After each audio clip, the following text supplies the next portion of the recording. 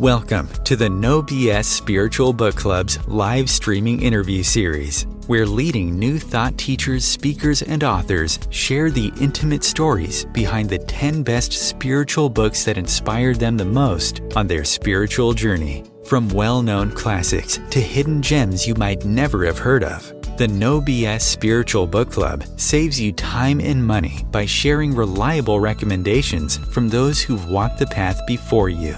The No BS Spiritual Book Club, the only no BS guide to the best spiritual books to inspire your own journey of self-discovery. Here's your host, founder of the No BS Spiritual Book Club, Sandy Sedgbeer. Joining me today to share the stories behind his 10 best spiritual books is chief economist, shaman, activist and best-selling author John Perkins, who's the founder and board member of the non-profit organisations, the Pachamama Alliance and Dream Change Coalition. A leading expert on the lessons indigenous cultures can teach us, John Perkins has written 10 books on global intrigue and economics, geopolitics and indigenous cultures, including Touching the Jaguar, Shapeshifting, and the classic Confessions of an Economic Hitman. John Perkins, welcome. Thank you, Sandy. It's wonderful to be with you. Thank you for joining us, John. Now, you've been initiated as a shaman in Amazonian and Andean indigenous cultures. You've lectured at Harvard, Oxford, and more than 50 universities, as well as economic forums and shamanic gatherings around the world. You have had two incredibly diverse paths in your life, and yet you've woven them brilliantly together. That makes me very curious to learn more about the books that influenced you and inspired your extraordinary journey. Yeah, it has been an extraordinary journey. You know, it's interesting when I speak at big economic conferences or corporate conferences, somebody's bound to raise their hand or come up to me afterwards and say, "You're not that woo guy who wrote those books on shamanism, are you?" When I speak at shamanic culture conferences or spiritual gatherings like that, people will say, you're not that bad guy who wrote the Confessions of an Economic Hitman, are you?" So the book Touching the Jaguar, which I'm wearing this Jaguar now, my most recent book was an attempt to bring those two together. And I think actually spiritually, in many ways, those two fields are very, very connected. Yes, absolutely they are. And one thing I noticed about your list is that I would pretty much say a lot of the books on it are books that deal with these kinds of, clashes that people meet in life. There seems to be an oppressor and somebody is working against that to find themselves in the process. What attracts you to these kinds of books? Well, I think, one of the books that I listed is Graham Greene's The Power and the Glory. And that had a huge influence on me. Graham Greene had a huge influence on me back when I was an economic hitman. Officially, I was chief economist at a big consulting firm. But I was traveling around the world, basically exploiting countries. I believe that what I was doing was good for the countries at the beginning, because that's what's taught in business school and by the World Bank, et cetera. Mm-hmm. But over time, I began to see that was false, that we were lying to ourselves and to these other countries, that we were really helping were very rich people in their countries and in our own country, in big corporations. And Graham Greene dealt with these kinds of problems in many of his books. And The Power and the Glory is one in which is a Catholic priest who is in Mexico during the Mexican Revolution. And he's faced with this terrible dilemma that if he goes in and practices his vocation as a priest in communities, and certain people find out about this part of the revolution, they'll go in and kill people in that community. And so the question is, should he forsake his spiritual beliefs, his religion, or should he continue to do it, and knowing full well that it may end up getting people killed? So it's this struggle with his conscience. And I was going through something very similar at the time I read that book and several of his books back in the 1970s. And that kind of got me started on this path of really looking into myself and not necessarily relying on what I'd learned in college courses or what the World Bank had to say, or the International Monetary Fund, or any of those other organizations. Wow. Yeah. So, what year was that? When were you reading that book? Well, probably 75, 76, mid 70s. So did that start the snowball rolling? Yes. Yeah, I think the snowball that started rolling, one of my clients was Omar Torrijos, who was the head of state of Panama. And he wasn't buying the stuff I was trying to sell him. He was one of the very few. There were only two, in my career, there were only two presidents who did not buy into the deals I was offering. And in not buying in, they knew that their lives were at risk because the United States has, we've admitted that when people that don't buy into these deals that I describe in Confessions of an Economic Hitman, when countries' presidents don't join us in these deals in the countries that we really want to bring around, they tend to get overthrown or even assassinated. And the United States, we've admitted that we played a huge role in bringing around the demise of Salvador Allende, of Chile, of Arbenz, of Guatemala, of Lumumba, of the Congo, of Vietnam, of Mossadegh in Iran, and so on. And Omar was very aware of that, and yet he totally resisted. He had tremendous integrity. And I speak Spanish fluently, and I developed a relationship with him, and he began to tell me, he said, John, don't you really see what it is you're really doing in these countries? Come on, you got to understand this. And in fact, I was reading The Power and the Glory and a couple of other Graham Greene books while I was in Panama working with Omar. And during one of those trips, I actually got to meet Graham Greene. He was there writing a book called Conversations with the General, which was Conversations with Torrijos. And we quite serendipitously met in the lobby in the coffee shop of the Hotel Panama in Panama City. It was quite an amazing experience for me. And did you talk to him about this dilemma that you were facing? I did, and what happened is sort of interesting. So I'm reading Time magazine, and I'm sitting in the lobby of the hotel. I've just finished breakfast, and I'm sitting in the lobby just looking through Time magazine, and I see a picture of Omar Torrijos and Graham Greene in the People section. And just as I'm looking at this picture, this man walks through the lobby, and it's obviously Graham Greene, and he goes into the coffee shop. So I go into the coffee shop, and I was living in this hotel, and I knew the maitre d' very well. I was a pretty good tipper, and I'm friendly with people. I speak Spanish. And so I said to him, hey, I want to sit at that table next. He said, well, you just had breakfast. And I said, yeah, but I'm going to have another one. Put me next to that table. So he did, and I sit there. I was rather embarrassed, but eventually I'm facing this way, and Graham Greene is at the next table facing this way. So we're kind of facing each other. And I said, excuse me, I don't mean to be obnoxious, but you are my favorite author, aren't you, Graham Greene? Why, yes, he said. Well, why don't you join me? Oh, wow. Table. And we had quite a conversation. And I told him how I wanted to be a writer like him someday. And, it was very, very interesting that he pointed out to me that fiction, he said, he's now writing a book called Conversations with the General, nonfiction, but most everything he wrote was fiction. And he said, the problem with nonfiction is you've got to stick very much to the facts. And sometimes the facts aren't really the truth. The facts don't really define the truth. You can get to the truth much more easily in nonfiction. And you may have noticed, Sandy, although I write nonfiction, every one of those books, I believe every one of those books on the list I sent you is fiction. I don't really enjoy reading. I read a lot of nonfiction because I have to keep up with things to do my own writing. But my pleasure comes from nonfiction because I do think it's a way of expressing a truth that goes deeper than the objective facts that we can do with nonfiction, even though nonfiction also is important. And it's why when I write nonfiction, I write what's called creative narrative or nonfiction narrative, whatever it's called. But I write like in stories. And so I try to write it so that it's fun to read and you can kind of delve into the thoughts and the feelings of the people behind the facts. Yeah, and you can. I mean, they're very compelling books. As I said before we started this interview, I was up at 5 o'clock this morning because I've been reading one of them and I couldn't put it down. On your list, you also have Macbeth. That one surprised me. Well, I think Macbeth is the quintessential economic person.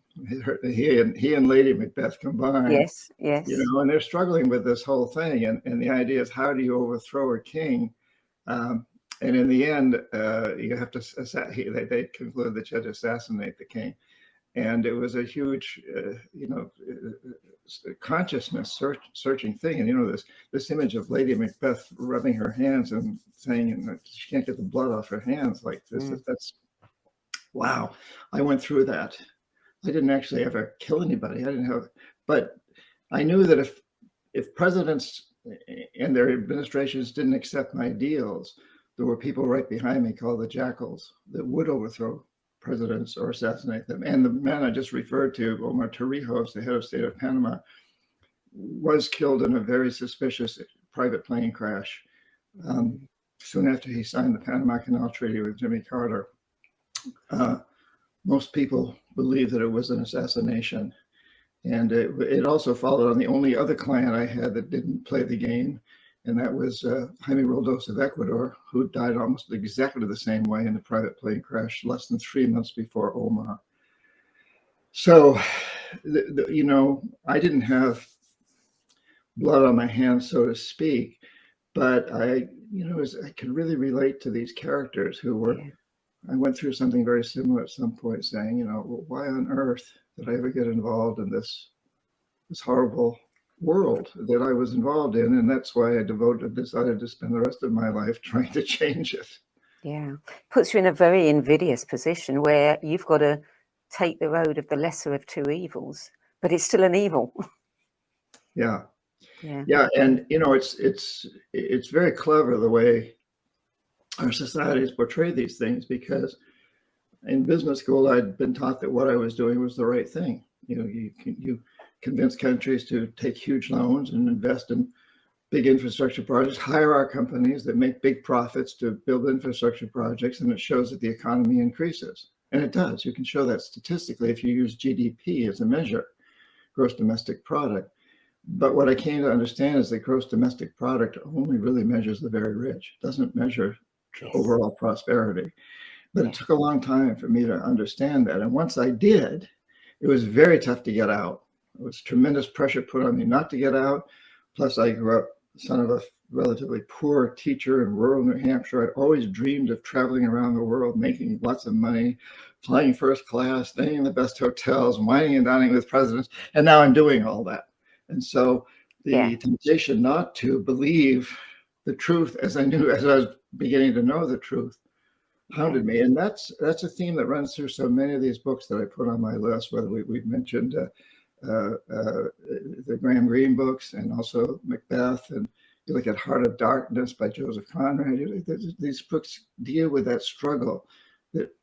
And I suspect that every one of your listeners has some aspect of that struggle. Am I driving my car a little too much? I know I shouldn't use quite so much fuel. Should I really fly on an airplane to take this next vacation? I mean, do I, I love to eat meat, but I know I ought to be a vegetarian. There's all these things, we constantly go through. I think we all can relate to these. And some of us have it on a bigger level than others. And I had it at one point in my life on a very big level. Yeah, it really does. The world is forcing us to examine, our ethics and our integrity. I see this all the time. I mean, companies like Amazon rule the world now. And, my daughter-in-law says, I'm banning Amazon. I don't like anything about them. Let's go and support the local businesses. And then my son says, yeah, but it's quick, and I want it today. And so this dialogue, and it's the same. We have that internal dialogue all the time. We do. And the book I'm working on right now, which I have a deadline in a couple of weeks, actually, to get the draft. It's supposed to come out in October. It will come out in October.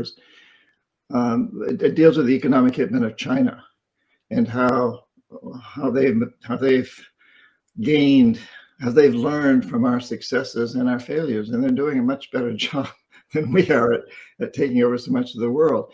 And as I write this book, I'm very cognizant of the fact that the Chinese have done a lot of very bad things. They've also done some very good things. They brought over 700 million people out of extreme poverty. which is more than the rest of the world combined. They've had incredible economic growth. They've pulled themselves out of a terrible Mao era of incredible repression and terrible poverty. And they've also done a lot of bad things.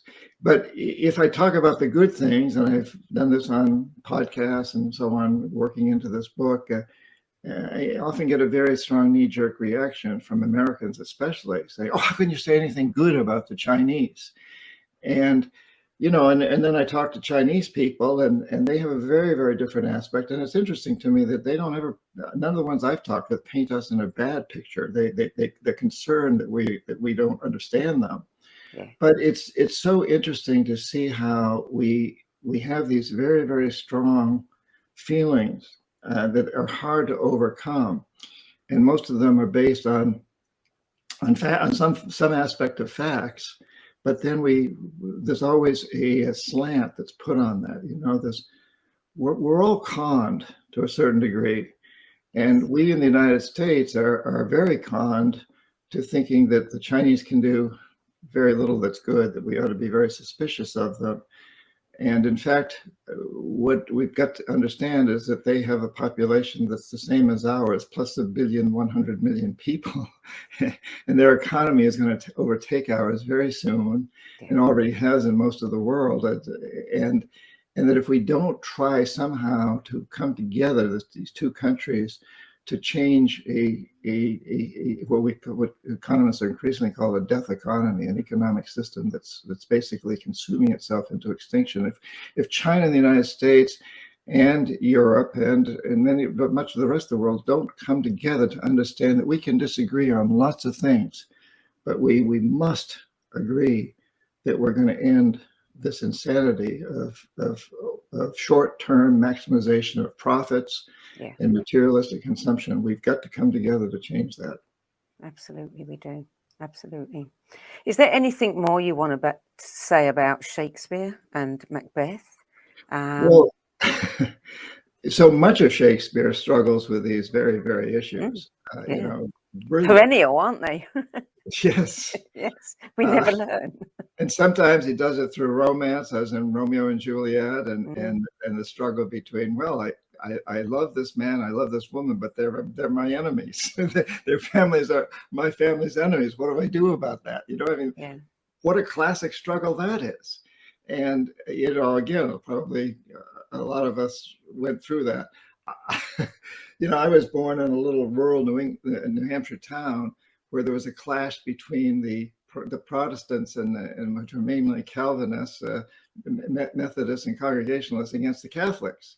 And I was brought up, you don't date a Catholic girl, and they were brought up, you don't date a congregational man. And and I ended up dating one, falling in love with this Catholic girl, and it was like, oh my God, And so we go through these very human in romance, and of course Shakespeare also deals with the comedies, and he deals with it in the tragedies like Macbeth and Hamlet and others. So it's amazing when you think back to this man in the 1600s, or whoever he was, and can articulate all of it.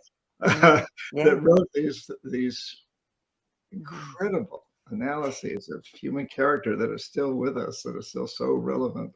So was it the whole story that inspired you, or was it Macbeth himself? Well, certainly Lady Macbeth and Macbeth. It was the whole story, and the king, that was killed. He was the same sort of person, and it was that whole setup. Yes, and I think that that's also part of the overall story, that it's never really about one person. It's about one person within a system. Yeah. And Macbeth and Lady Macbeth were caught in this system of believing that you had to attain the power. You needed to become king because it was the best thing for everybody, really, and you had to do whatever it took to become king. Isn't that what's happening in Russia now? Doesn't he want to be king? Yes, of course. Yeah. What is it with human nature? We always think we've got to have that power. Why do we think that power is so valuable? Yeah, I think it's the alpha male complex, and it can be the alpha female complex. It can go that way. Sometimes we forget that female animals can be extremely aggressive too, and protective of the territory, and even want to expand the territory. But it's particularly strong, I think, among males. I think testosterone drives that. You think about the caveman standing at the edge of the cave, and his woman and his kids are behind him in the cave, and the saber-toothed tiger's coming to attack, and he comes out there with his spear to fend off the saber-toothed tiger. Now you wonder, well, why didn't that guy just leave? He could have crept around behind the cave and found another woman someplace, but the testosterone kicked in, and we hope it kicked in, and he defended his family against the saber-toothed tiger or the other enemy, whatever. And certainly that testosterone drive is a very strong one in human males. And I think it's something that we today are trying hard. I think throughout history, people have tried hard at various times to overcome that. It's a tough one to overcome. It is. And then there's businesses that thrive off of it. So let's not forget, as we talk about Putin, that also the United States military complex is thriving off this. It's an election year, and Biden to some people looked kind of wimpish when he pulled out of Afghanistan and the way he did it. So this is not necessarily serving against his interests, and I'm not doing anything to excuse what Putin has done. It's outlandish. It's horrible what he's done, but all of these factors come into play on both sides, and we have this long history. Yeah, everybody's doing it. Yeah, and war is wealth, isn't it? But I think, Sandy, that herein lies the possible solution to the biggest problem that's facing us. And let's admit that all of these issues are somewhat small compared to the bigger issue, which is that we're destroying life on this planet as we know it. Life will survive, I'm convinced. The cockroaches or the octopuses or something, they'll survive. But we're destroying life as we know it, and that's the big issue. And we're being distracted by all these other issues, including COVID, including race issues, and they're all important. I'm not saying they're not important, but they're distractions. And I often think, if there was a UFO hovering above us, if we were being threatened by aliens, what would we do? Wouldn't we come together? I think there's a very good chance the Chinese, the Russians, Brazilians, the Indians, the British, everybody, we'd all come together. So I believe it's time to admit that we are the aliens. We have defined ourselves as apart from rather than a part of nature. And that's the difference between us and the indigenous people that I've lived with in the Amazon, for example. They see themselves as a part of nature. Yes. And I think throughout our 250,000 plus years of human history, most of that time we've looked at ourselves as a part of nature, not dominant over, not human supremacy. It's only been within the last several thousand years, which is a blink in the eye of history, that we've seen ourselves as apart from. And when we see ourselves as apart from nature, we define ourselves as aliens. We are aliens on our own planet. And it isn't human beings. It isn't us. It's our attitude. It's our perception that to be successful, we need to dominate nature. We need to maximize short-term materialistic gain. And so if we can just see that we are these aliens, and we and China and Russia and India and Brazil and the United Kingdom and all of our countries we can disagree on a lot of things. We can disagree on Tibet. We can disagree on the U.S., what the U.S. is doing in Afghanistan or Iraq. We can disagree on Brexit. We can disagree on lots of things. But let's agree that we're going to stop defining ourselves as aliens. Let's agree that we're going to create a socioeconomic philosophy that says that to be successful humans, we have to create systems that benefit all life on this planet in the long run. Yeah. And and let that be the defining factor behind businesses. Let's create businesses that pay people to clean up pollution. It's quite simple, actually. Create a life economy, an economic system that cleans up pollution, that regenerates destroyed environments, that recycles, and that creates technologies that don't ravage the earth. If we can define ourselves as living within that context of being a part of nature and attack the alien idea that we're apart from, then we can start moving in the right direction. And that's my hope through all of this. And that I think is this. That's the struggle. That's the Shakespearean struggle that we're all going through. Absolutely. Yeah. I want to come back to that once we've finished talking about your books, John, because there's so much more to say there. Let's talk about The Alchemist, Paulo Coelho, 1988. That was published. It consistently turns up on people's 10 best lists. What was it about this book that inspired you so much? Well, it's about the magic of transformation. But it's brilliantly written. It's a beautifully written book, and it's very short, which is nice. People can pick it up and read it fairly quickly. And Coelho he grabs your heart. And of course, that's the hallmark of all great writing. Shakespeare does the same thing, and Greene does the same thing, and Conrad does that. But he did in a short book. He really grabs your heart and opens you to the possibility of magic. There's magic, and we all know there's magic. We all believe in magic on a certain level, and there's no greater magic than art and writing.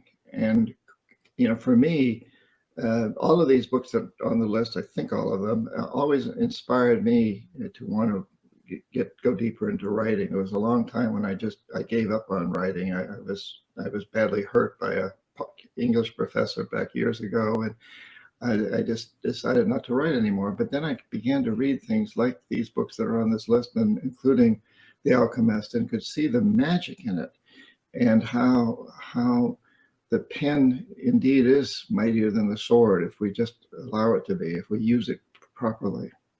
Yeah, I mean, stories are amazing. Yes, we exist on stories, and that's always been the case.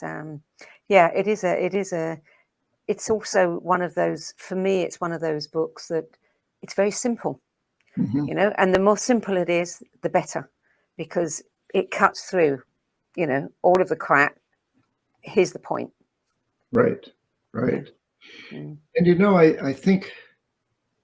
So the idea of touching the jaguar is an idea that came to me from a shaman in the Amazon many years ago when I was a Peace Corps volunteer there in 1969, and he said, we have to, if there's something blocking us, we can see it as a jaguar standing on our path, and it's a visionary jaguar. It's not a real jaguar. So if we run from it, it'll chase us. But if we touch it, it'll help us change our perception.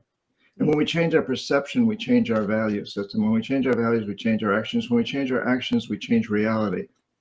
So the secret to changing reality is to change perception.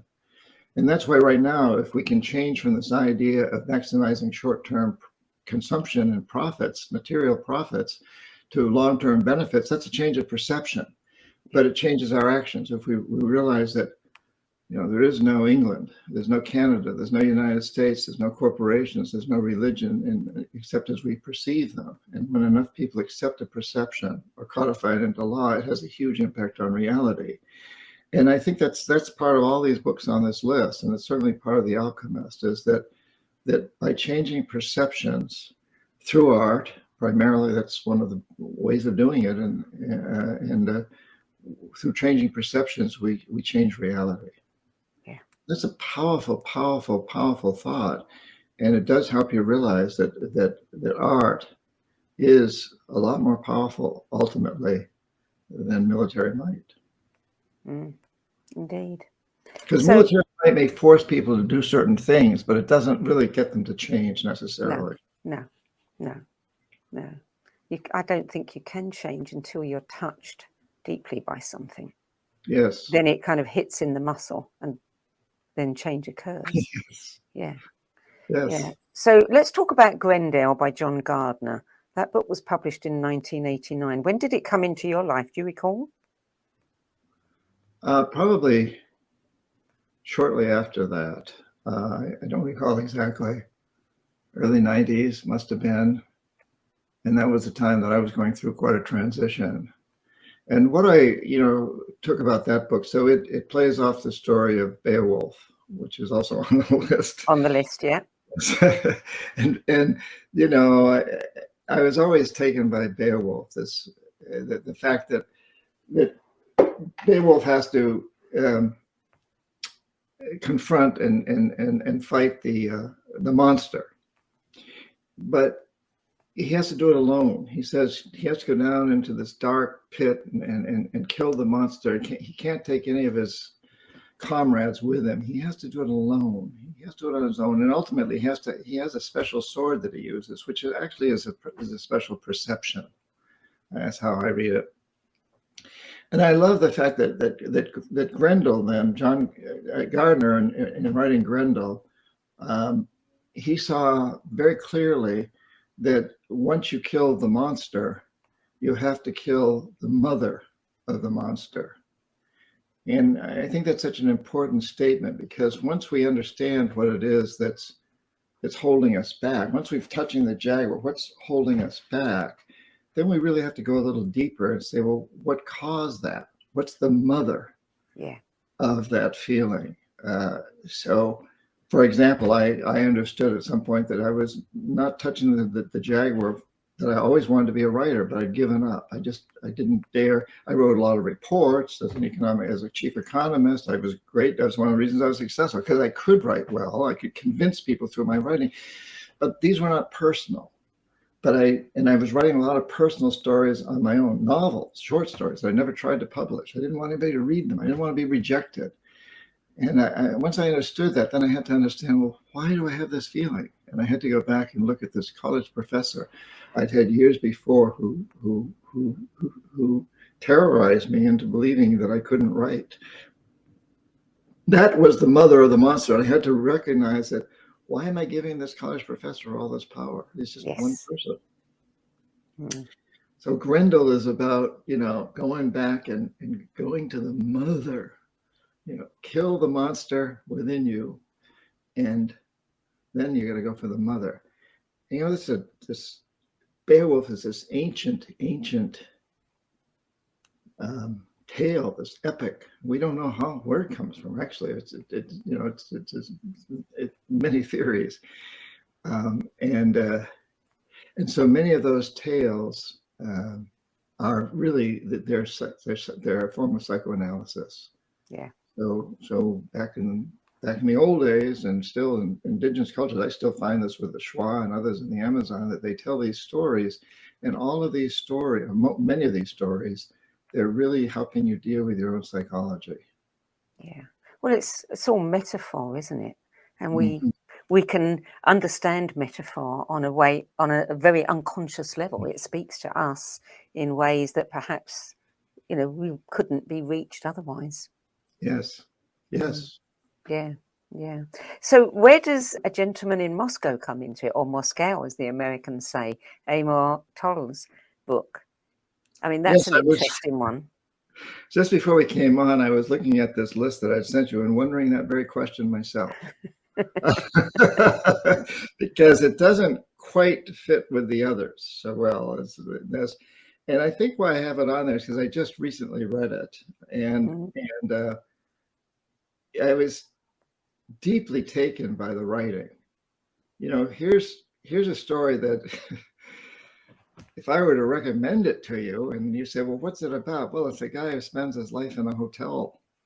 He's under house arrest after the Russian Revolution. And he's a nobleman who's put in this hotel and spends the rest of his life there. Well, that doesn't sound like a very exciting story, now does it? But the way it's written and the way that the author gets us in touch with our own sensuality, the descriptions of food, the descriptions of touch, the descriptions of feelings toward other people, magnificent. And, I think that's something that misses in a lot of writing. It's one of the reasons that I prefer fiction to nonfiction is because I love the sensual connection, and the sensual. I mean the senses. Yeah. I guess what I really mean is the sensuous. So there's a distinction there between sensuous, which is about the senses, and sensual, which is more sexual. And I'm talking actually sensuous. So it gets us in touch with the sensuous feelings of smell and taste. So, in The Gentleman from Moscow, he really goes into a lot of food stuff. You really can taste it. He's talking about the recipes and just the incredible descriptions of this hotel they're staying in, and the little girl and the older man peering down off this balcony, kind of spying on what people are doing in the lobby and the dining room. I don't know. I just think it's a brilliantly written book, and I think it differs from the others in its theme in a way, but it's still dealing with a human being struggling within himself, given that he's this wealthy nobleman at one point, and then there's the Russian Revolution, and suddenly he's taken out of this beautiful, luxurious suite that he lived in and put in a little attic apartment. But he uses his imagination. He uses his skills to create this to turn this little tiny apartment into its own world. And he does a magnificent job of it. And he's really having to deal with his own personal struggle of how he overcomes the perception that life has been destroyed. And he could have easily said, "Well, I've been ruined. I've been destroyed." And probably a lot of people would have done that and did do that. But he chooses instead to enjoy the adventure of life. And through this little girl, who then becomes a woman, and through her daughter, he helps create another world, which is a world for them as well as for him. Yeah, it's an interesting premise, because if you take someone away from all the distractions of life and your world shrinks, then of course you would go deeper into yourself. Everything that you have got at your disposal would come to the fore, the senses. You'd notice things around you in a way that you never would otherwise. Yeah. Well, yes. And some people wouldn't. And some wouldn't. And they would be destroyed. Yeah. So yes, it behooves us to understand that we can do that. Yeah. So one of your books is Kindred by Octavia Butler, which is the first science fiction written by a Black woman.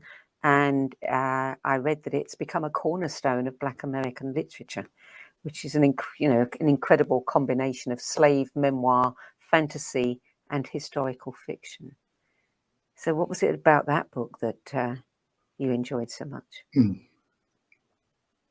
Well, all of the things you just mentioned, plus the fact that it's about a woman in modern times transporting herself back into a previous life. And I'm always fascinated by the idea of past lives and future lives. And of course, the indigenous people I've lived with in the Amazon totally believe in past and future lives.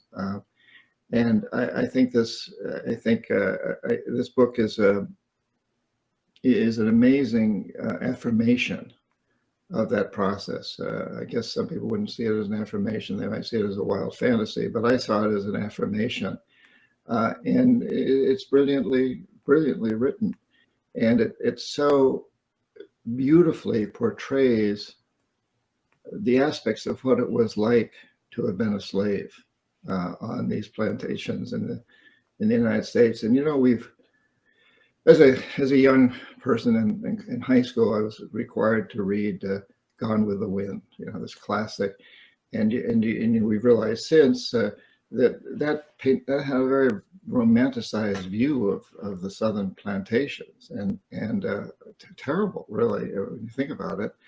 And this book portrays something very differently.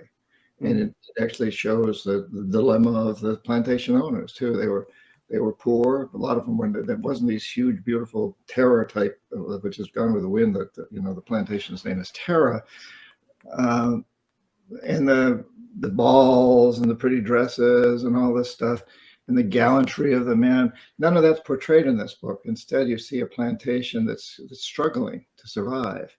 And you realize there were a lot of them like that, and they survived on slavery, and they would have used their slaves sometimes in order to get the work out of them. And it's I think it's totally relevant to modern corporate culture, Yes. where workers are abused in order for businesses to survive. And of course, the other side of that is the workers realize that if the business doesn't survive, they won't have jobs. Yeah. And the slaves are kind of stuck with that too. Like some of them, like, well, why would you run away from the plantation? Where will you go if you run away? What'll happen to you? You can't run away. At least here, you've got a roof over your head, and we get some food sometimes. And we're dealing with the same thing all the time.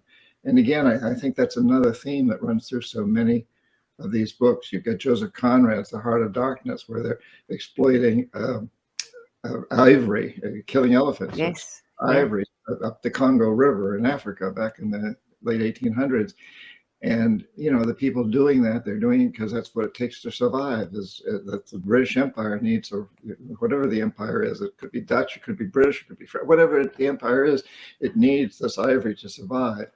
And, these plantation owners in Octavia's book is that you see that in them too, that they're stuck in a system that tells them this is what we got to do. Just like I was stuck. Yeah. I had 50 employees working for me, and it's like, we got to keep doing this stuff in order to keep let all these people continue to have their jobs and feed their families. Yeah, keep the machine going. Yes, it's quite insidious. It's very insidious. Yes, yeah, it is. So the question is, how do we break that cycle? Yeah, and we must break that cycle. We must. We must. Yes. Yeah.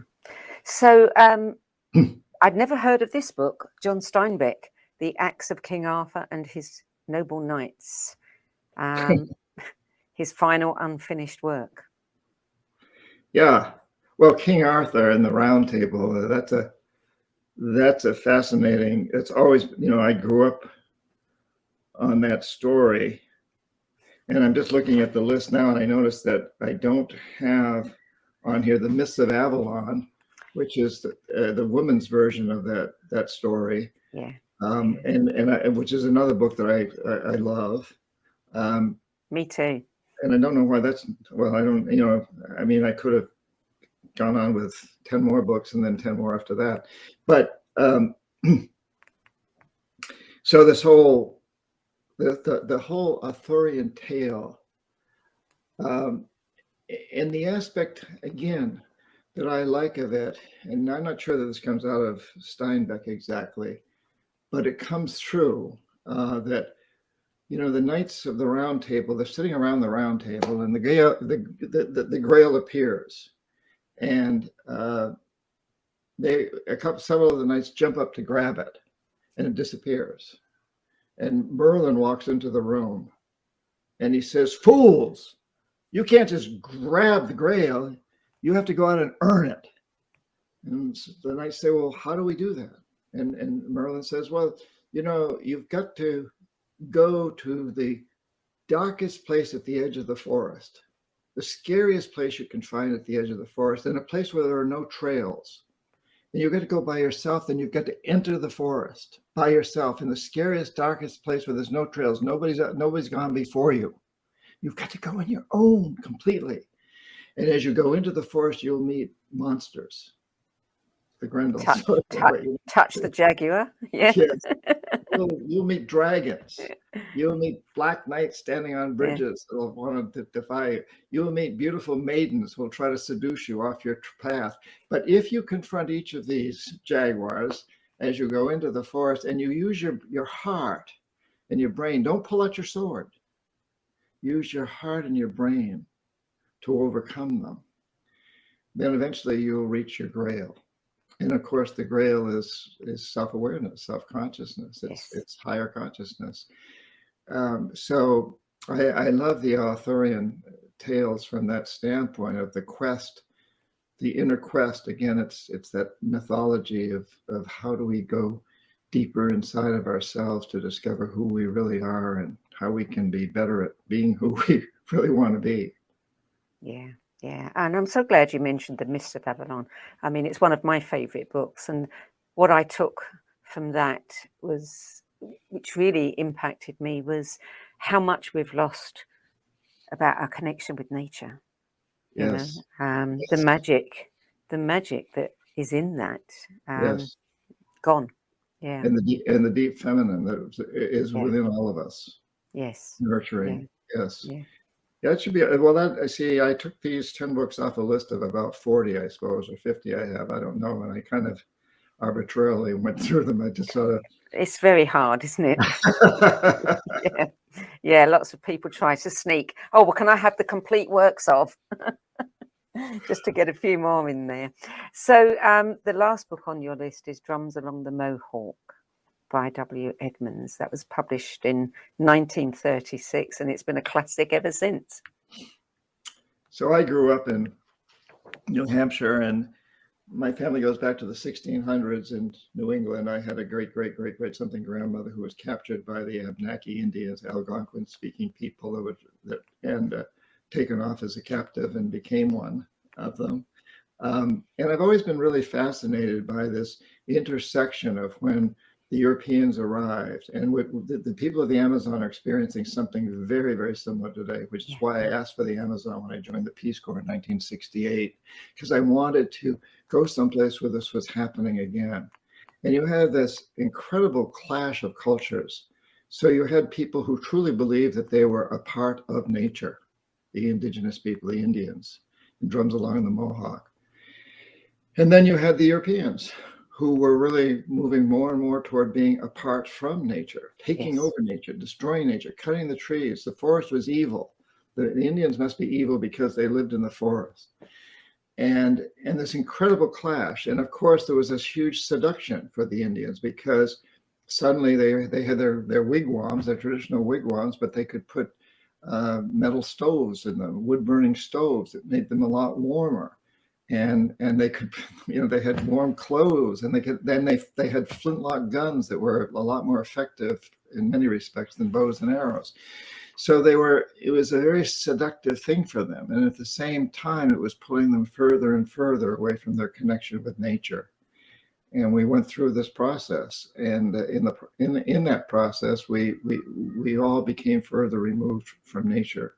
So I find that period, the French and Indian War, what we call the French and Indian War, and then the American Revolution, 20 years later, where these Indians were brought into the conflict and were offered, modern, like in those days, what was modern devices, swords and hatchets and guns. And I've seen the same thing happen in the Amazon, where modern civilization, particularly missionaries and school teachers, go in and offer books, and they offer, well, if you just come around and go to our schools, we'll give you a machete, and a machete is revolutionized, and axes and saws have revolutionized the ways trees are cut. It's very hard to cut a tree with a wooden implement or one with a stone on the end of that as compared to an axe or a machete or a saw. So I've watched something very similarly happen there. But reading Drums Along the Mohawk really helps put this period of time in perspective. That was a time of incredible transformation. Yeah, I read some time ago about a church in Kentucky that was offering rifles to people, to young men, to come and join the congregation. Today or back then? Oh, this was sometime in the last 5 years. Yes. Yeah. Yes. Yeah. Isn't that outrageous? A church offering guns. Yes, exactly. Yeah. And Wow. it's so interesting because the same thing is happening in the West, but instead of guns, we're being given phones and things, mobile phones that make our lives easier, but actually end up controlling us. Yes. Yeah. Yeah. It's the dilemma of changing technologies. Yes. The good and the bad that they bring with them. Yeah. Yeah. So how, with that in mind, I mean, everything that I've read of yours about the Shuar people is, they're fighting so hard to maintain. I mean, the subtitle of your book is Wisdom from the Last Unconquered People of the Amazon. They're fighting so hard to maintain their way of life and to show us, what we need to remember and to open our hearts. Does technology, is that becoming one of the things that is also becoming a problem for them? How does that play into it? Yeah, it's a mixed bag, as it always seems to be. So they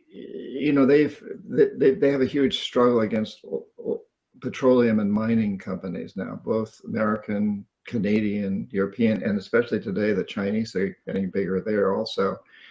And technology helps them to unite against these forces. They can connect with each other through cell phones or shortwave radios or whatever they happen to have, and organize. And they can bring lawyers into this situation and try to hold off these companies legally.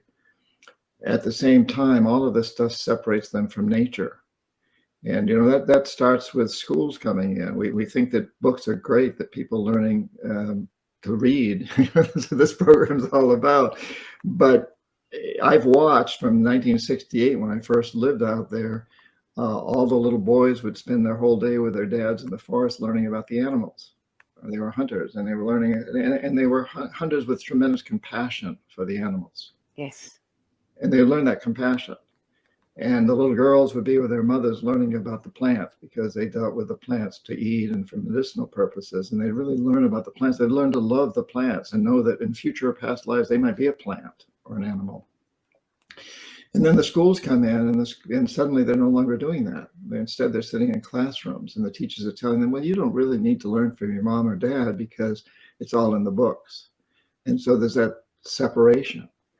And of course, the separation gets bigger as computers come in and cell phones come in, and all these things, and they're separating all of us more and more and more from being out in nature. I have a 13-year-old grandson who fortunately does not want to spend a lot of time on his phone. He does, and he's very good in school, and he's had to do a lot with the computers during the pandemic. But he also is very big on skateboarding and playing lacrosse and going in the woods and getting out into nature. Yeah. But it's a very difficult thing these days. A lot of young people just want to be on these telephones, and parents use that as a babysitter. So, these technologies are constantly moving us further away from nature, but at the same time, they're also giving us the opportunity to understand the science behind nature more. And I think the challenge today, Sandy, is that how do we bring these two together? How do we bring these two worlds together in a real balanced way? And we've recently been, I think, overly balanced toward the scientific, the industrial, the phones, making profits. And now we need to move into rebalance more toward really feeling nature, to being out in it, to feeling that business of being. Again, we get into the difference between apart from versus a part of. And technology increasingly makes us a part from. But let's help it become a part of. I'll give you an example. I love to jog and run in the woods, deep woods. And sometimes, especially as I've gotten older, I trip on a route on the trail. I go on pretty primitive trails. I like them. Sometimes I get off trail and I fall. And my partner, the woman I live with, my soulmate, is like, well, make sure you take your cell phone with you. You don't have to use it. You can turn it off. You don't have to get any calls, but have it with you in case you really get seriously hurt. You can call someone. Yeah. And I've done that. I take it with me and I turn it off. I don't use it, but it gives both of us a greater comfort that if something did happen, I would be able to get help. So, we can look at this as a double-edged sword. Absolutely, double-edged sword. We've only got a few seconds left, John. Very quickly before we finish, I know that you host life-changing adventures to the mountains and rainforests of Central and South America. What would I need to do to, is it just a matter of signing up? Is it that easy? Yes. Go to my website, johnperkins.org. And for one thing, register for my newsletter. It comes out once a month, fairly brief. You can put your email and the address in the little box. And then I'll announce the trips. We haven't announced the next set of trips yet, but every year I do a trip to the Mayan people of Guatemala, incredible, Central America, the Kogi of Colombia, and into the Amazon and Andes. And I don't, on my own trips, the Pachamama Alliance is a little different, but on my own trips, I don't do anything to filter out people. And I've been doing this since the late 80s and always have incredibly wonderful groups of people. It's sort of a self-selection process. So yeah, if you sign up, and we'll send you some information that possibly could discourage you from coming if we, but don't talk about the anacondas. Oh, anacondas are just beautiful, beautiful. But so yeah. So go on, Okay. and within the next month or so, we'll have the next trips listed. They're not yet, but if you sign up for the newsletter, you'll get information about how to get. Well, I don't know how anybody could read your books and not want to come on one of the trips with you. Well, they're fantastic. I've been doing this for years and years, and I never get tired of it. It's just, I love doing these. I love the indigenous people. I love the shamans we work with. They're amazing teachers. So just one sentence of wisdom, what would it be? Feel blessed to be alive at this time of incredible transformation, and the opportunity for each of us to participate in this very, very important movement away from a death economy to a life economy, to a system that's really going to work for our children and grandchildren and great-grandchildren. We are all so blessed to be alive right now and participating in this. And I know that your sequel to The Confessions of an Economic Hitman, you offer a number of strategies that people, if they really want to get involved and make a difference, they'll find some strategies in that book. And also, I think, at dreamchange.org as well. Yes, correct. Yeah. John, it's been a pleasure to speak with you. Thank you so much for joining us. And thank you for adding your 10 best spiritual books to the No BS Spiritual Book Club's archive. Well, it's been my pleasure, Sandy. Thank you so much for inviting me. And thank you for all you're doing. I love that you're doing this. It's a beautiful, beautiful theme that you have going here. And thank you so much for all you're doing. Thank you. Okay, well, that's it for this week. I'm Sandy Sedgbeer, and I'll be back at the same time next week with another 10 Best Spiritual Books interview. Till then, it's goodbye from me.